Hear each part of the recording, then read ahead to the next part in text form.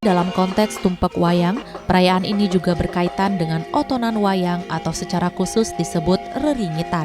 Hal ini menunjukkan hubungan erat antara seni pertunjukan wayang dengan nilai spiritual dalam kehidupan umat Hindu. Nah, kalau kita mengambil lakon di Mahabharata misalnya, apakah kita masuk di karakter-karakter Panca Pandawa, pembela Dharma, Dharma Wangsa, dengan kebenarannya, prinsip kebenarannya, Bima dengan kekuatannya, Arjuna dengan kepintarannya, kemudian Nakula Sadewa dengan keseimbangan, harmonisasi.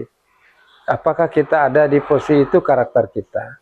Atau sebaliknya ada di posisi dari pihak Korawa yang dikenal sebagai pengusung adharma, ketidakbenaran, kejahatan, dan lain sebagainya. Sehingga ketika tumpak wayang kita laksanakan, tidak hanya sekedar ritual saja, ritualistik, simbolik, ekspresif, tapi di balik simbol itu ada makna. Makna terdalamnya lah kita diajak untuk introspeksi, mawas diri. Apakah kita sudah menjalankan karakteristik dharma, atau sebaliknya pembela, pengusung, pendukung karakteristik adharma.